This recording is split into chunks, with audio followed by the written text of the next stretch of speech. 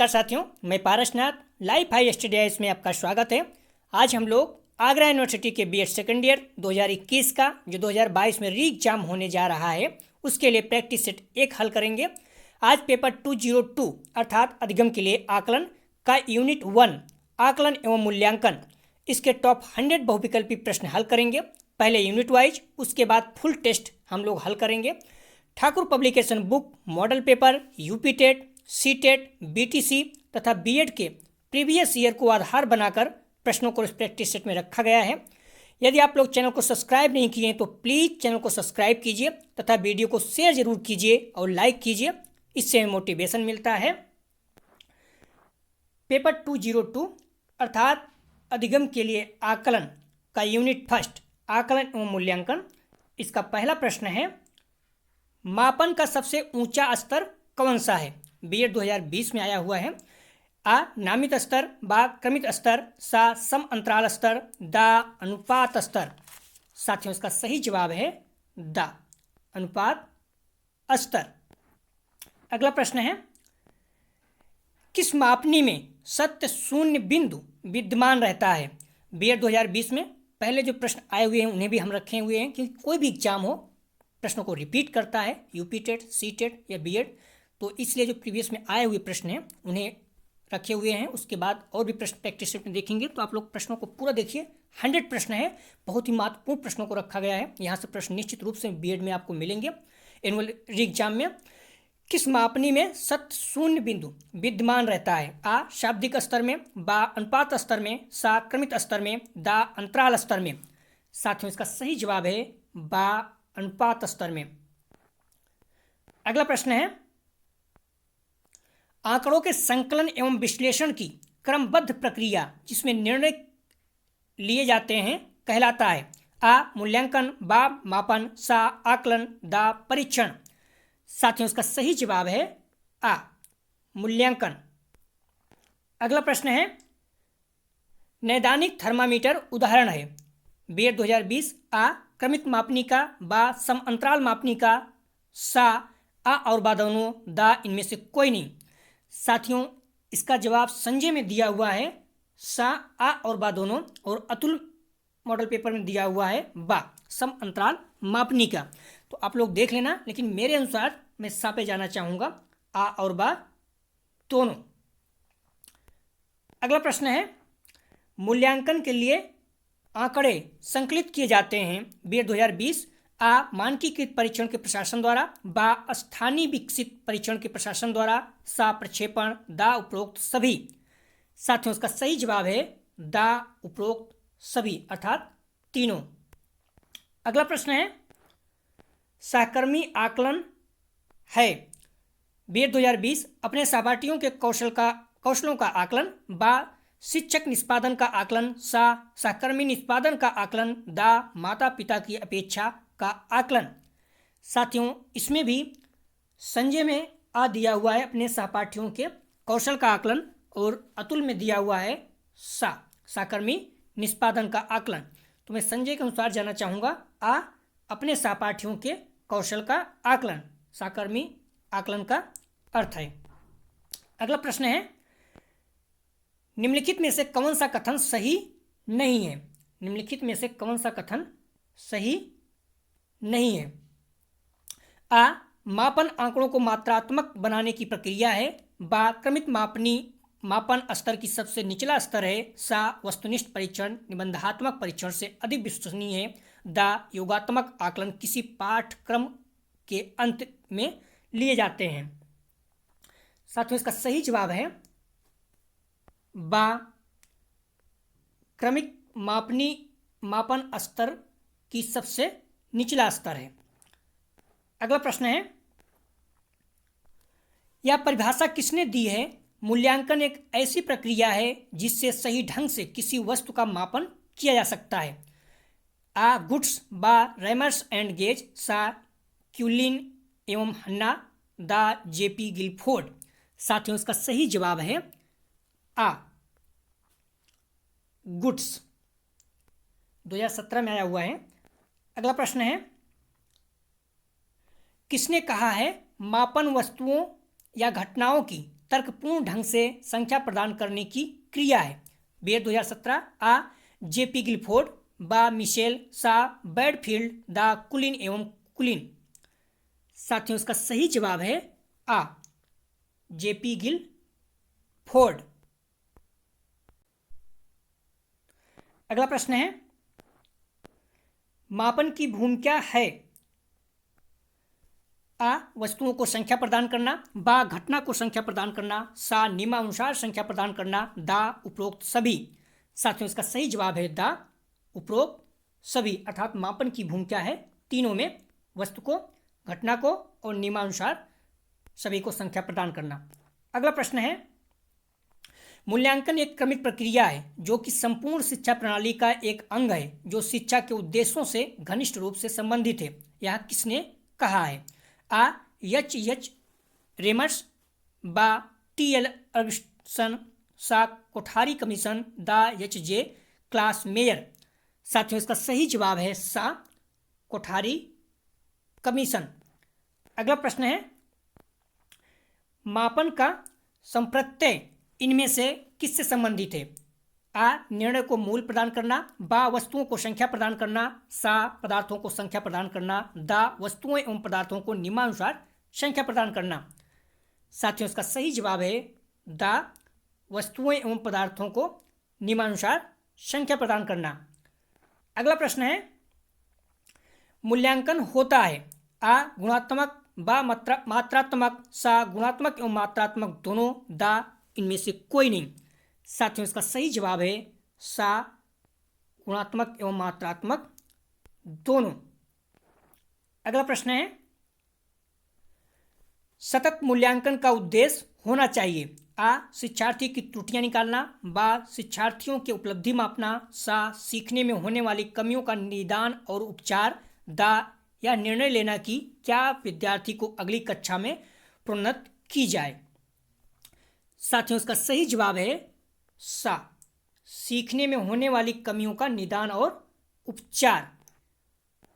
अगला प्रश्न है, सत्रांत पर किए जाने वाला मूल्यांकन कौन सा है? आ संरचनात्मक मूल्यांकन, बा संकलनात्मक मूल्यांकन, सा सतत मूल्यांकन, दा इनमें से कोई नहीं। साथियों इसका सही जवाब है बा संकलनात्मक मूल्यांकन। अगला प्रश्न है, मूल्यांकन के महत्वपूर्ण बिंदु हैं? आ शैक्षिक, बा अधिगम अनुभव, सा व्यवहार परिवर्तन, दा उपरोक्त सभी। साथियों इसका सही जवाब है दा उपरोक्त सभी। या बीएड 2006 और 10 में आ चुका है। आप लोग बार बार प्रैक्टिस देते रहिए मेरे साथ और बुक पढ़ते रहिए। पीडीएफ के लिए आप लोग टेलीग्राम ज्वाइन कर लीजिए, लिंक में दिया गया है, डिस्क्रिप्शन में लिंक दिया गया है।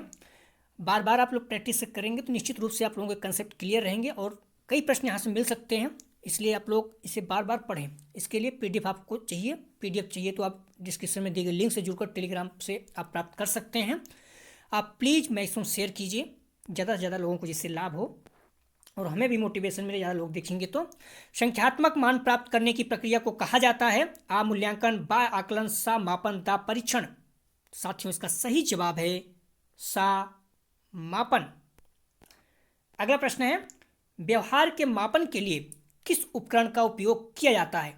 आ मूल्यांकन, बा आकलन, सा मापन, दा टेस्ट।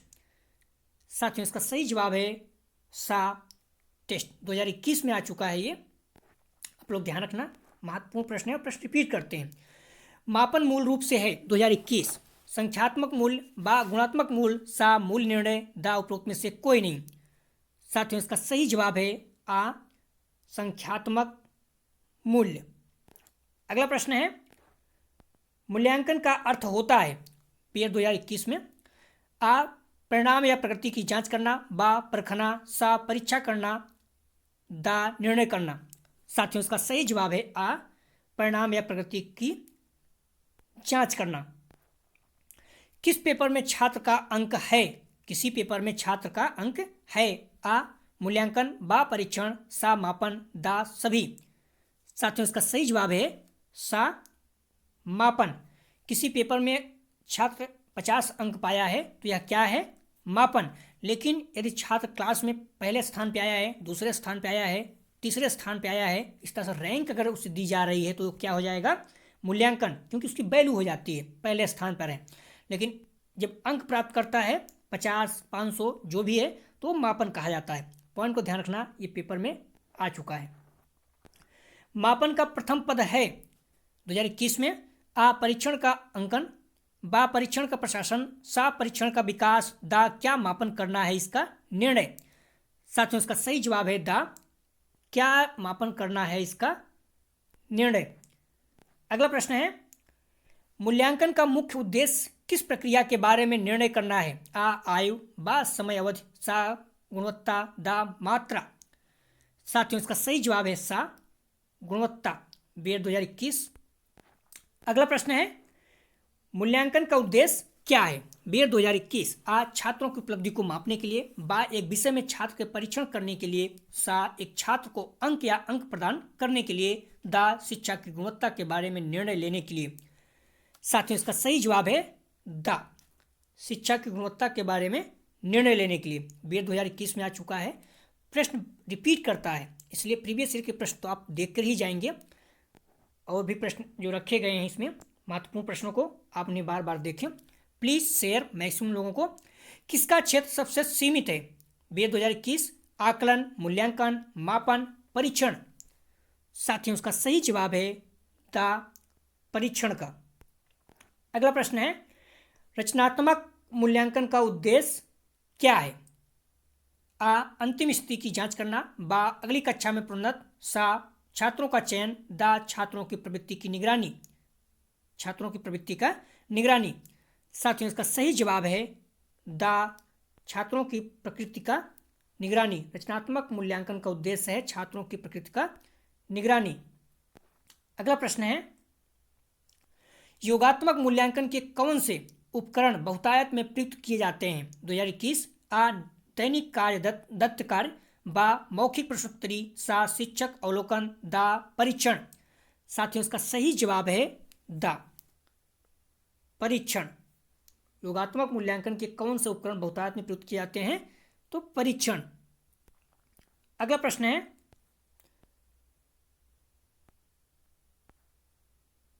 बच्चों का मूल्यांकन होना चाहिए।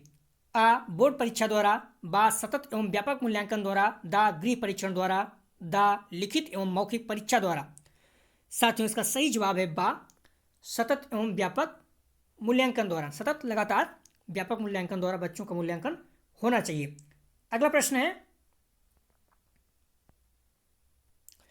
विद्यार्थी और शिक्षक के बीच की एक संवादात्मक प्रक्रिया जो उसके सीखने के वातावरण में बदलाव लाती है वह है।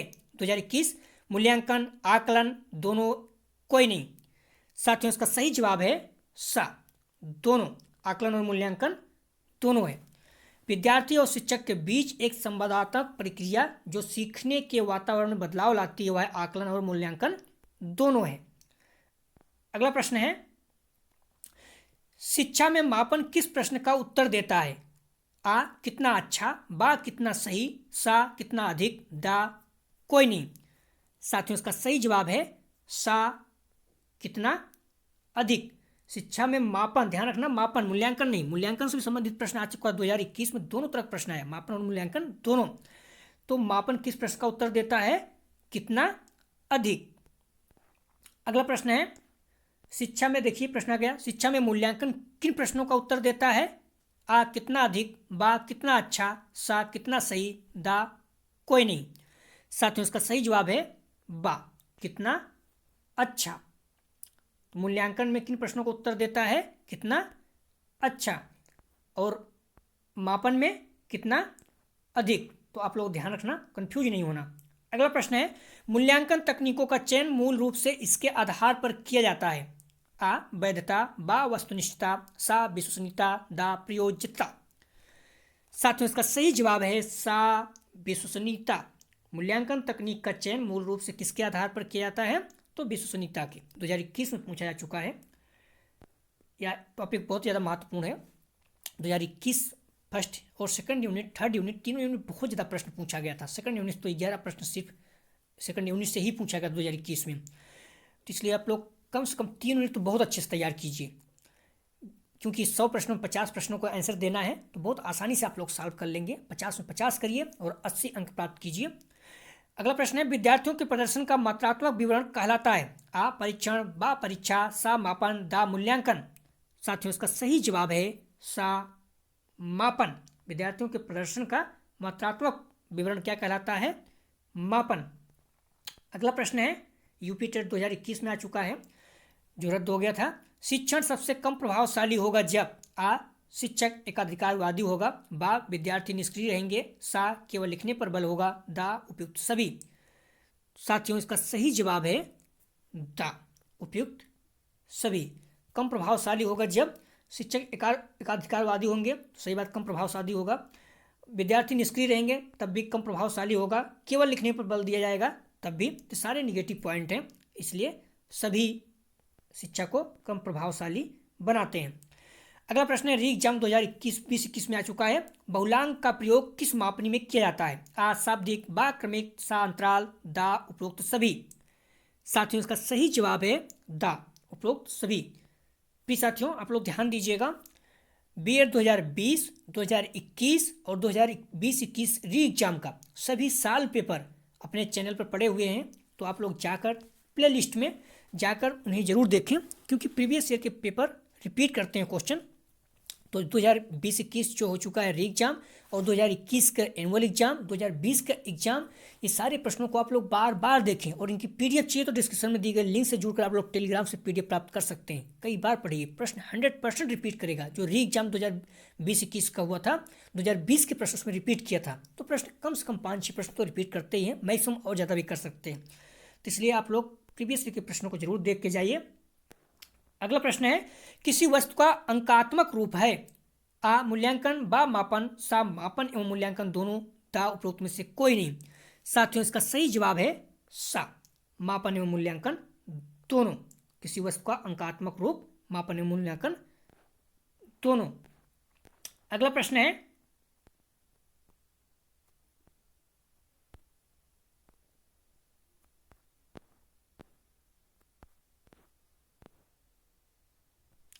मूल्यांकन के अंदर व्यक्ति या समाज या दोनों की दृष्टि से अच्छा है या वांछनीय को मानकर चला जाता है, इसे किसने परिभाषित किया है? री एग्जाम 2020-21, आ गुड्स, बा रेमर्स एवं गेज, सा एडम्स, दा उपरोक्त में से कोई नहीं। साथियों, इसका सही जवाब है बा रेमर्स एवं गेज। अगला प्रश्न है,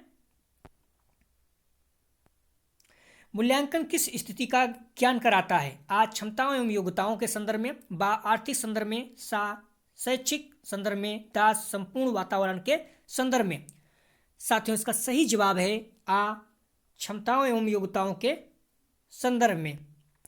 अगला प्रश्न है, प्रमुख मापन क्षेत्र है? आ बुद्धि परीक्षण, बा उपलब्धि परीक्षण, सा व्यक्तित्व परीक्षण, दा उपरोक्त सभी।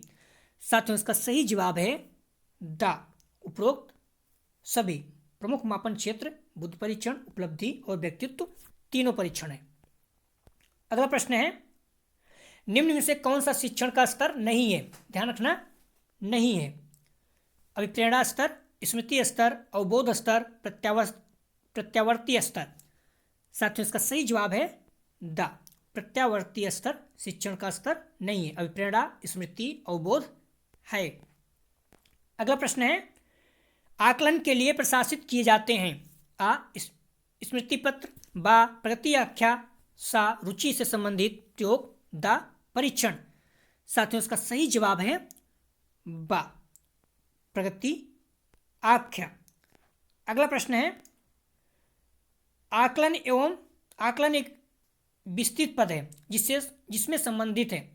आकलन एक विस्तृत पद है जिसमें सम्मिलित है। आ परिणाम, बा सीखने वाले की स्थिति, सा परीक्षण, दा उपरोक्त में से कोई नहीं। साथियों, इसका सही जवाब है सी अर्थात सा परीक्षण। अगला प्रश्न है, एक पुस्तक की कीमत 150 रुपये है। यह प्रक्रिया का उदाहरण है। आकलन, मूल्यांकन, मापन, आकलन और मूल्यांकन दोनों। साथियों, इसका सही जवाब है बा मूल्यांकन। एक पुस्तक की कीमत 150 रुपये है। तो यह प्रक्रिया क्या है? मूल्यांकन, क्योंकि उसकी वैल्यू हो गई है। मापन होता है आ मूल्यांकन के बाद, बा मूल्यांकन से पहले, सा मूल्यांकन के दौरान, दा उपरोक्त में से कोई नहीं। साथियों इसका सही जवाब है बा, मूल्यांकन से पहले मापन होता है। अगला प्रश्न है, स्तंभाकृत किस मापनी में प्रदर्शित किया जाता है? आ अंतराल, बा शाब्दिक, सा क्रमित, दा उपरोक्त सभी। साथियों इसका सही जवाब होगा आ अंतराल। स्तंभाकृत मापनी में प्रदर्शित किया जाता है अंतराल। अगला प्रश्न है, थर्मामीटर, यहां पर ध्यान रखना आप लोग,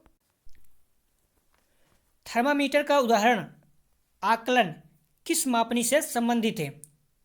नामित मापनी का, क्रमित मापनी का, अंतराल मापनी का, अनुपात मापनी का।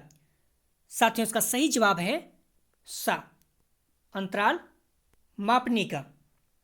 अगला प्रश्न है, सीखने के लिए आकलन निम्नलिखित का ध्यान है सिवाय। सीटेट 2012 में आ चुका है। विद्यार्थियों की आवश्यकताएं, बा विद्यार्थियों की त्रुटियां, सा विद्यार्थियों की अधिगम शैलियां, दा विद्यार्थियों की क्षमताएं। साथियों इसका सही जवाब है आ विद्यार्थियों की आवश्यकताएं। अगला प्रश्न है, आकलन के प्रकार हैं। आ फॉर्मेटिक आकलन, बा योगात्मक आकलन, सा उभयनिष्ठ आकलन, दा उपयुक्त सभी। साथियों इसका सही जवाब है दा उपयुक्त सभी। अगला प्रश्न है, विद्यालय वर्ष के अंत में किया जाने वाला मूल्यांकन का प्रकार है। फॉर्मेटिक आकलन, बा योगात्मक आकलन, सा संपादन आकलन, दा उभयनिष्ठ आकलन। साथियों इसका सही जवाब है बा योगात्मक आकलन। अगला प्रश्न है, सत्र भर चलने वाला मूल्यांकन का प्रकार है। आ उभयनिष्ठ आकलन, बा फॉर्मेटिक आकलन, सा योगात्मक आकलन, दा संपादन आकलन। साथियों इसका सही जवाब है बा फॉर्मेटिव आकलन। ध्यान रखना, जो सत्र भर चलने वाला मूल्यांकन है, जैसे भी पढ़ाई हो क्लास के बाद जस्ट मूल्यांकन किया जाता है तो क्या होता है? फॉर्मेटिव आकलन। लेकिन ध्यान रखना, जो वार्षिक वर्ष के अंत में किया जाता है, हाफ ईयरली एग्जाम या वार्षिक एग्जाम, तो ये क्या हो जाता है? योगात्मक। आप लोग कंफ्यूज नहीं होना, जो एनुअल एग्जाम है या हाफ ईयरली एग्जाम है, तो ये सारे मूल्यांकन किस प्रकार के हैं? योगात्मक। लेकिन जो क्लास के बाद मूल्यांकन किया जाता है वो क्या होता है? तो फॉर्मेटिक आकलन। कंफ्यूज नहीं होना आप लोग। अगला प्रश्न है, आकलन की विशेषता है। आ शिक्षक का मूल्यांकन, बा शैक्षिक सुधार में सहायक, सा अधिगम आवश्यकताओं की जांच में सहायक, दा उपरोक्त सभी। साथियों इसका सही जवाब है दा उपरोक्त सभी। अगला प्रश्न है, विश्वसनीयता का अर्थ है। आ पुनः पुनः परीक्षा में लगभग एक समान उत्तर आना, बा जिस उद्देश्य के लिए निर्णय किया जाता है उसका आकलन करना, सा आ और बा दोनों, दा उपरोक्त में से कोई नहीं। साथियों इसका सही जवाब है आ पुनः पुनः परीक्षा में लगभग एक समान उत्तर आना। अगला प्रश्न है, आकलन का क्षेत्र है। आ शैक्षिक उपलब्धियों का पता लगाने में, बा व्यक्तिक भिन्नताओं का ज्ञान, सा स्थान निर्धारण में, दा ये सभी। साथियों इसका सही जवाब है दा ये सभी, अर्थात तीनों। अगला प्रश्न है, आकलन, मापन एवं मूल्यांकन आ परस्पर संबंधित हैं, बा परस्पर संबंधित नहीं है, सा आकलन एवं मापन संबंधित है, दा इनमें से कोई नहीं। साथियों इसका सही जवाब है आ परस्पर संबंधित है। अगला प्रश्न है, आकलन की विशेषताएं हैं। विश्वसनीयता, वैधता, मानकीकरण, उपरोक्त सभी। साथियों इसका सही जवाब है दा उपरोक्त सभी। आकलन की विशेषताएं विश्वसनीयता, वैधता, मानकीकरण तीनों हैं। अगला प्रश्न है, सीटेट 2015 में आ चुका है।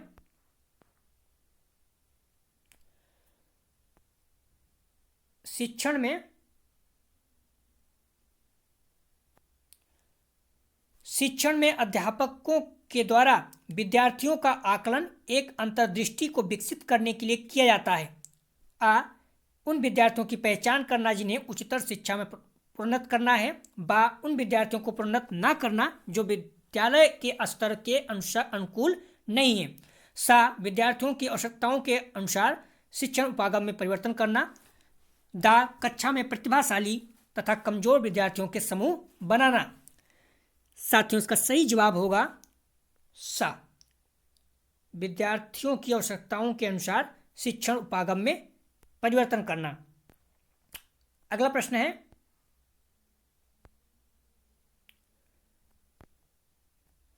निम्नलिखित में से कौन सा आकलन करने का सर्वाधिक उपयुक्त तरीका है? आ, आकलन शिक्षण अधिगम में अंतर्निहित प्रक्रिया। बा, आकलन एक शैक्षिक सत्र में 2 बार करना चाहिए। सा, आकलन शिक्षक के द्वारा नहीं बल्कि किसी बाह्य एजेंसी द्वारा कराना चाहिए जो अंत में। दा, आकलन सत्र की समाप्ति पर करना चाहिए।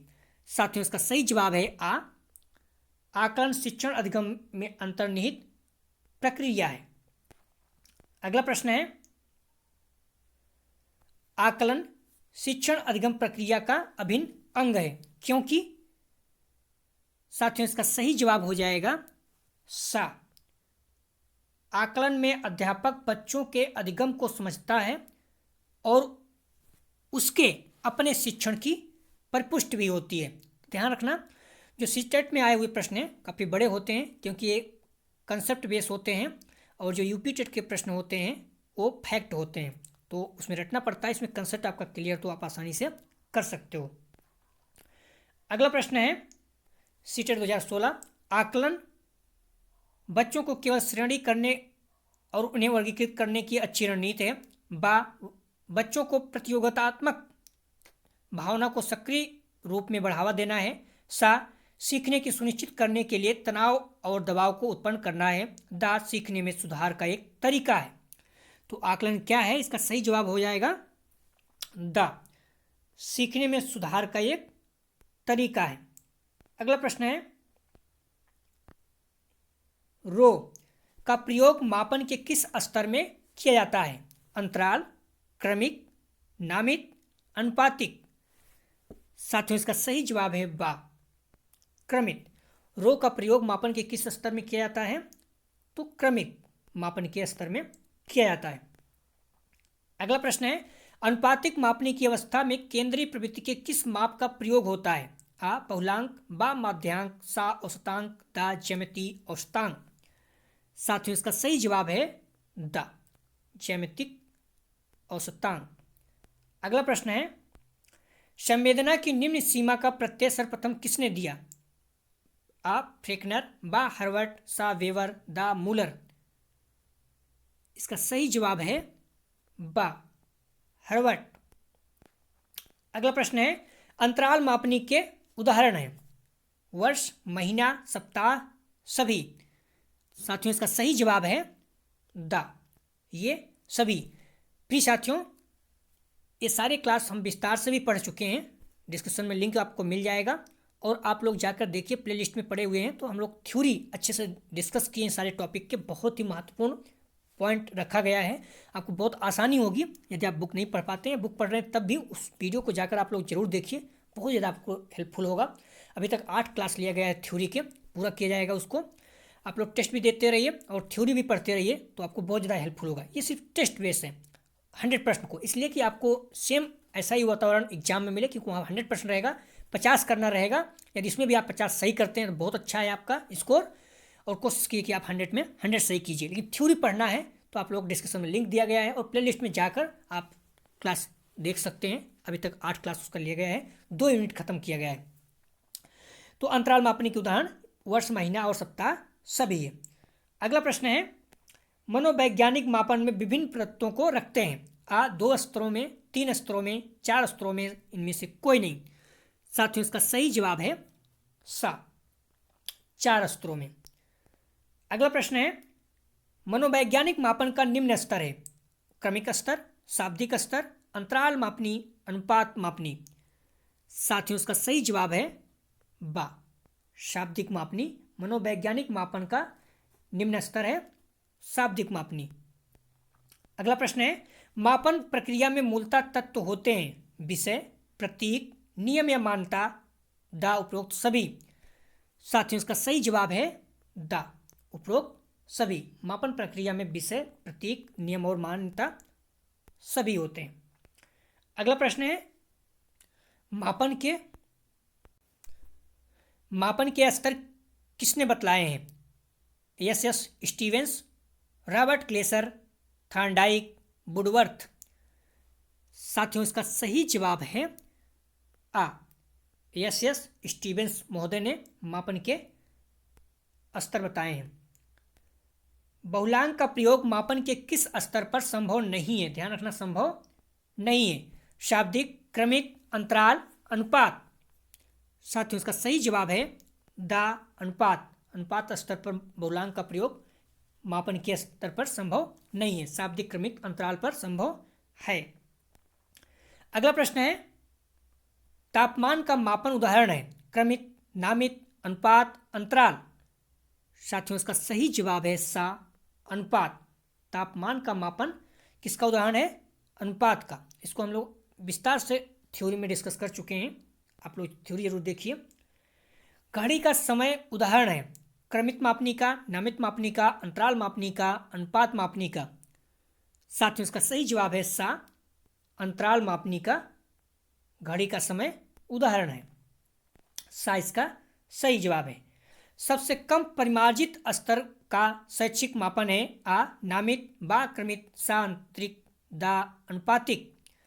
साथियों, इसका सही जवाब है आ, नामित सबसे कम परिमार्जित स्तर का शैक्षिक मापन है, अनुपात सबसे अधिक का है। सबसे अधिक परिमार्जित स्तर का शैक्षिक मापन है, प्रश्न भी आ गया, नामित, क्रमित, आंतरिक, अनुपातिक। तो आप लोगों को इससे कोई प्रॉब्लम नहीं होती है आंसर बताने में। इसका सही जवाब है द अनुपातिक।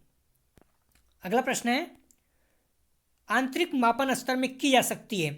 केवल जोड़ की संक्रिया, बा केवल घटाव की संक्रिया, सा गुणा व भाग दोनों, दा जोड़ व घटाव दोनों।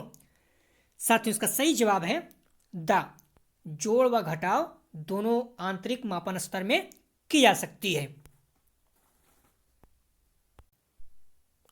अगला प्रश्न है मेरे कमरे की लंबाई 3 मीटर है, जो तुम्हारे कमरे की लंबाई 6 मीटर से अधिक है। उपयुक्त कथन किस स्तर का मापन है? क्रमिक, नामित, अनुपातिक, अंतराल। इसको आप लोग गेस भी कर सकते हैं। इसका सही जवाब हो जाएगा सा अनुपातिक, क्योंकि मेरे कमरे की लंबाई 3 मीटर और आपके कमरे की लंबाई 6 मीटर अर्थात 6 मीटर से अधिक है, तो इसका अनुपातिक हो जाएगा ये स्तर मापन। अगला प्रश्न है आयु और वजन किस मापनी के उदाहरण है?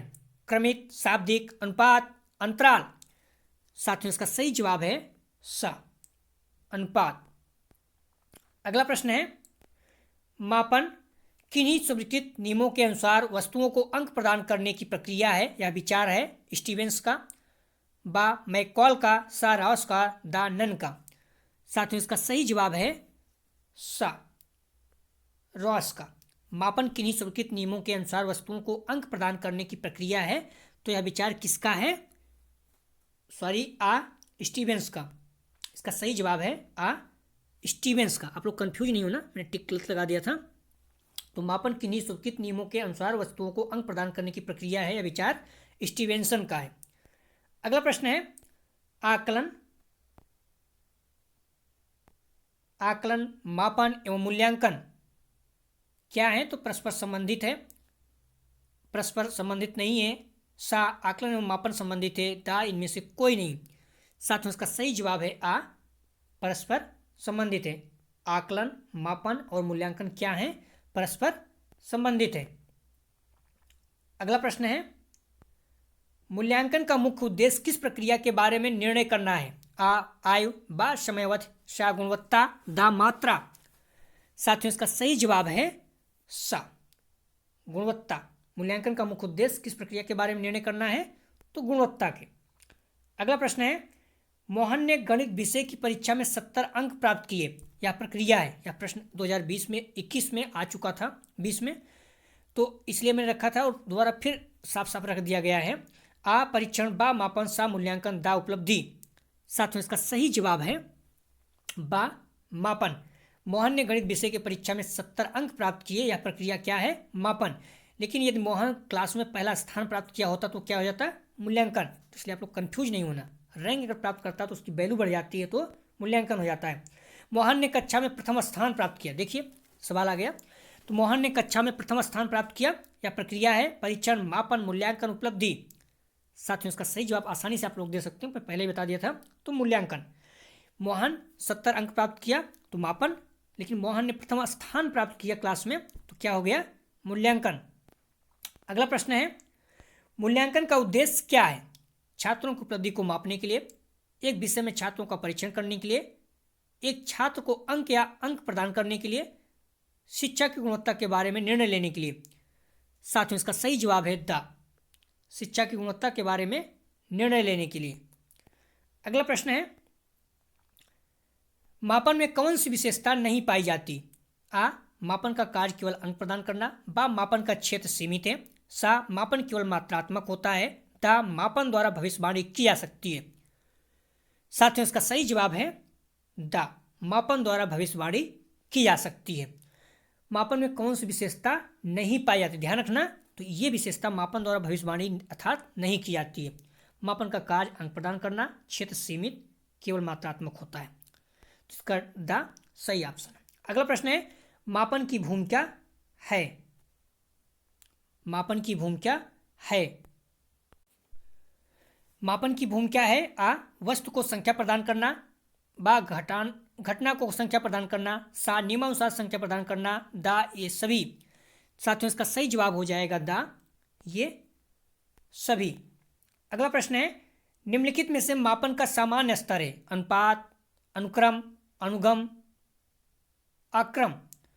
साथियों इसका सही जवाब हो जाएगा आ, अनुपात। ध्यान रखना, निम्नलिखित में से मापन का सामान्य स्तर है अनुपात। अगला प्रश्न है, मापन के अंतर्गत छात्रों के मात्र एक पहलू को मापा जाता है, इसलिए इसमें कम समय लगता है, अधिक धन व्यय होता है, ज़्यादा समय लगता है, उपरोक्त में से कोई नहीं। साथियों इसका सही जवाब है आ, कम समय लगता है। मापन के अंतर्गत छात्रों के मात्र एक पहलू को मापा जाता है, इसलिए इसमें कम समय लगता है। अगला प्रश्न है, यदि मापन के सारे यंत्र तथा साधन विश्व से समाप्त कर दिए जाते हैं तो आधुनिक सभ्यता बालू की तरह ढह जाएगी। बड़ा ही रोमांचक है, इसे आप लोग भूलना नहीं है। कथन किसका है? रॉस का, स्टीवेंसन का, कैम्पबेल का, नन का। तो साथियों इसका सही जवाब है आ, रॉस महोदय का। यदि मापन के सारे यंत्र तथा साधन विश्व से समाप्त कर दिए जाएं तो आधुनिक सभ्यता बालू की तरह ढह जाएगी। यह कथन है रॉस का। अगला प्रश्न है, मूल्यांकन वह क्रमिक प्रक्रिया है जो कि संपूर्ण शिक्षा प्रणाली का एक अंग है, जो शिक्षा के उद्देश्यों को घनिष्ठ रूप से संबंधित है। यह कथन है मुदालियर आयोग का, कोठारी आयोग का, रेमस एवं गेज का, टारगेर्सन एवं एडम्स का। साथ में इसका सही जवाब है बा, कोठारी आयोग का। अगला प्रश्न है, मूल्यांकन के क्षेत्र से हमारा तात्पर्य उन क्षेत्रों से है जिनमें व्यवहारगत परिवर्तन हो सकता है। विचार है नन का, गुड का, कोठारी आयोग का, आर.एस. वर्मा का। साथ में इसका सही जवाब है द, आर.एस. वर्मा का। अगला प्रश्न है, मूल्यांकन में व्यक्ति या समाज या दोनों की दृष्टि से जो अच्छा है अथवा वांछनीय है उसको मानकर चला जाता है। कहा है रेमस एवं Gage, Kothari commission, Adams, Ross. साथ में उसका सही जवाब है आ, रेमस एवं गेज। मूल्यांकन में व्यक्ति या समाज दोनों की दृष्टि से जो अच्छा है अथवा वांछनीय है उसको मानकर चला जाता है। तो जवाब है इसका सही आंसर है रेमस एवं गेज का। अगला प्रश्न है, मूल्यांकन द्वारा कौन सा कार्य किया जाता है? शिक्षक छात्र के व्यक्तित्व के विभिन्न आयामों का पता लगाने, छात्र के व्यवहार का मूल्य पता लगाने, छात्र की बुद्धि को आंका जाता है, इनमें से कोई नहीं। साथ में इसका सही जवाब है आ, शिक्षक छात्र के व्यक्तित्व के विभिन्न आयामों का पता लगाते हैं मूल्यांकन द्वारा। अगला प्रश्न है, निम्नलिखित में से मूल्यांकन का कार्य नहीं है। ध्यान रखना, कार्य नहीं है। छात्र में एकता का निर्माण करना, शिक्षण मानदंड निर्धारित करना, छात्र की मानसिक स्थिति का अध्ययन करना, छात्र की विषयगत कमजोरी की जानकारी प्राप्त करना। साथ में इसका सही जवाब है आ, छात्र में एकता का निर्माण करना मूल्यांकन का कार्य नहीं है। शिक्षण मानदंड का निर्धारण, छात्र की मानसिक स्थिति का अध्ययन, छात्र की विषयगत कमजोरी की जानकारी, ये तीनों हैं। मूल्यांकन का क्षेत्र होता है व्यापक, सीमित, संकुचित, सभी। साथियों इसका सही जवाब है आ। मूल्यांकन का क्षेत्र क्या है? व्यापक है। निम्नलिखित में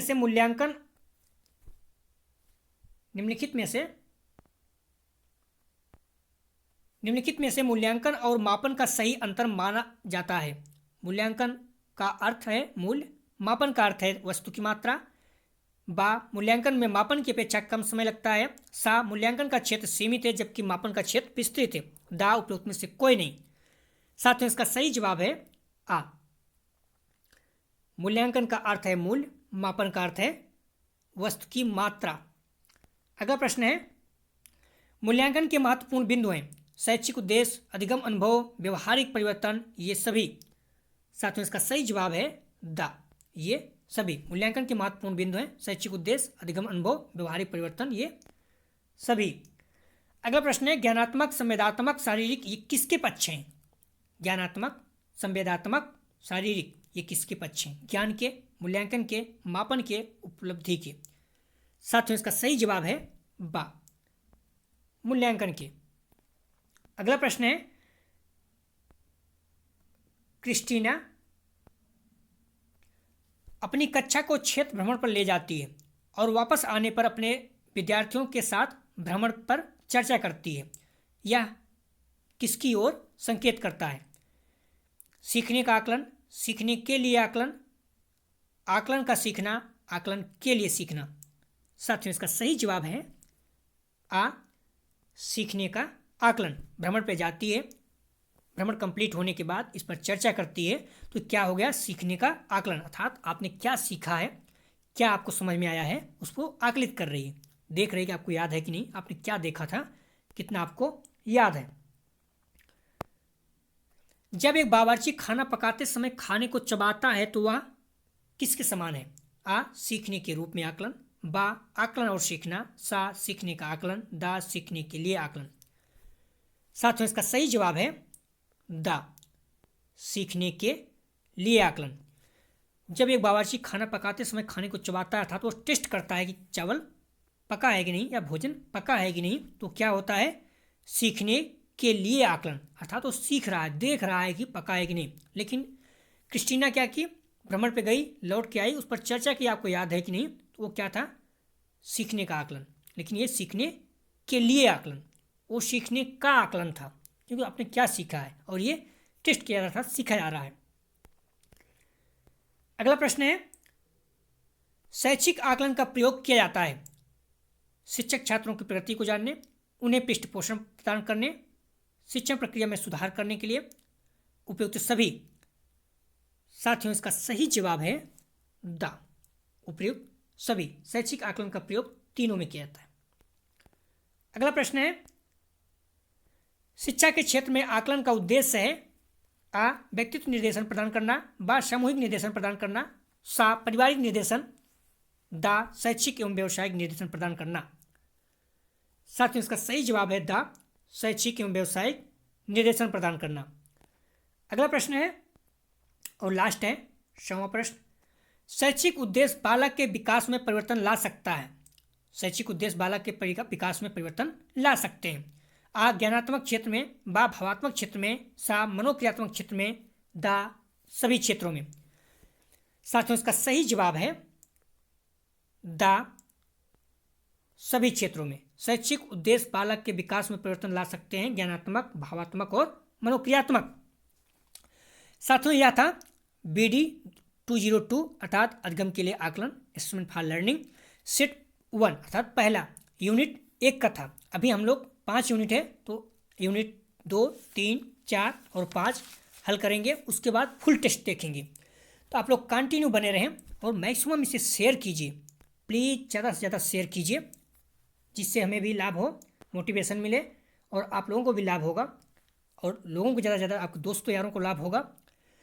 तो कल हम लोग जो देखेंगे टेस्ट, यही पेपर अर्थात पेपर 202 अर्थात अधिगम के लिए आकलन। लेकिन यूनिट 2, आज यूनिट फर्स्ट था, कल यूनिट दूसरा रहेगा, आकलन उपकरण की रचना। आप लोग बुक से अच्छे से तैयार कीजिए और देखिए आप कैसे प्रश्न कितने सही होते हैं, अपने आप को आकलित कीजिए, आपको बहुत ज़्यादा लाभ होगा। आप लोग बुक को अच्छे से पढ़िए तथा मेरे साथ टेस्ट देते रहिए। मैं आप लोगों को विश्वास दिलाता हूं कि निश्चित रूप से आप लोगों के बहुत ही अच्छे अंक प्राप्त होंगे। साथियों, यदि आप लोग को पीडीएफ चाहिए तो डिस्क्रिप्शन में दिए गए लिंक से जुड़कर टेलीग्राम से पीडीएफ प्राप्त कर सकते हैं तथा वहां पर व्हाट्सएप का भी लिंक दिया गया है। यदि आप लोगों को न्यूज़पेपर तथा जॉब से संबंधित कोई सूचना चाहिए तो आप लोग व्हाट्सएप ग्रुप भी ज्वाइन कर सकते हैं। प्लीज़ जितना ज़्यादा से ज़्यादा हो सके वीडियो को शेयर कीजिए, लाइक कीजिए, इससे हमें मोटिवेशन मिलता है। यदि आप लोगों को किसी और टॉपिक पे वीडियो चाहिए तो प्लीज़ कमेंट सेक्शन में बता सकते हैं। और यदि आप लोग चैनल को अभी सब्सक्राइब नहीं किए तो प्लीज़ चैनल को सब्सक्राइब कीजिए। वीडियो देखने के लिए धन्यवाद साथियों।